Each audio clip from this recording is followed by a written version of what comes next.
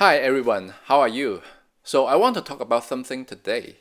It's an idea about how scarcity mindset interacts with people's IQ and why lots of people are really smart, but their achievement in life is actually not proportional to their IQ. And you see, many people don't need to be smart to be successful. I was thinking about why this happened. I have a good analogy. Actually, it's about how we start out. The majority of us don't grow up in rich families, and our family always has certain concerns about the stability of our family income and our kids' future income after they grow up. Because of this, our parents keep applying a worrying mindset on us so that we work hard, and many of us develop the scarcity mindset. The feeling is like someone who falls in a pool and they are drowning. When you are in that emergency, when you are drowning in the water, you will catch anything floating near you, right? You won't do any careful selection. You just try to catch any opportunity. And that's the issue. When you are in survival mode, you only focus on the short term. You don't have time for long-term planning. Now, if you are smart, it gets worse. Because you are smart, you see lots of opportunity. You detect all these different ideas. Because you are feeling drowned, you want to get out of the situation as fast as possible. You don't want to miss any opportunity. So you start jumping around, jumping one opportunity to another. But you have no focus, and you get lost in that worrying emotion. Let's talk about why trying to grasp any opportunities will make you get nothing. Think about the product life cycle, or you can call it idea life cycle. We have an objective from an idea. Achieving that objective will bring you certain benefits, but the benefit we get is time sensitive.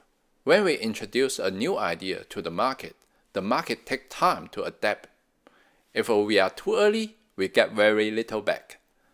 But as the market gets it, understand your idea or product, the benefit starts to increase. But then competitors move in. The market starts to get saturated. And those benefits, they decay. Eventually, you are at zero margin. Or your idea just get replaced by another new ideas from your competitors. Now, let's be honest. Very few of us can drop an idea before the market realizes the value. Even if we are smart, most of us catch an idea in its rising phase, and you don't get the benefit at the start. You have to accumulate enough effort in correct direction to get past a certain threshold. After that, you will start collecting the benefits. But when you have too many ideas, you stretch your focus, you flatten out your progress. You delay the time it takes to hit that threshold. And because the benefit is exponentially decreasing, the final price you get is much smaller. Idea 1 gets past the threshold when its benefit decays to almost to zero margin. Idea 2 gets past the threshold when its benefit decays to almost to zero margin. And maybe even you get nothing out of your effort. If you delay a launch, but just a few days, in extreme cases, you could lose millions.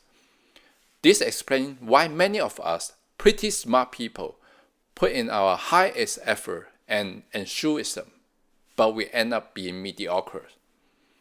Now, if you put enormous efforts in all the possible projects, you still get little back. How do you feel? How about your worrying scarcity mindset? It will become worse. You see the downward degrading cycle.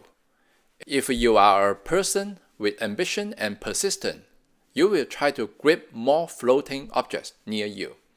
Your energy then gets further stretched and lowers your possibility of success.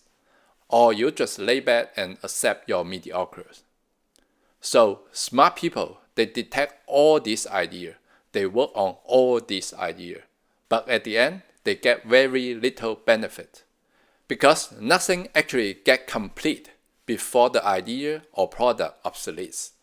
Remember that famous saying, you can do anything, but you cannot do everything. I have spent the last several years struggling with this, a lot of try and error. But now, I have a framework for myself. I call it 3A. First, find a field. Find a direction you want to work on for the next 10 years or even your lifetime. Second, find a point. Find a specific project you can start right now. And then all in. Put every hour you have into that one point until you break through. You may say sometimes, I need to wait for something to happen before I can work on the next step. I would say you can include second or maximum the third to fill the schedule gaps. Stop drowning. Stop catching every floating thing. Just focus. See you in the next one. Bye.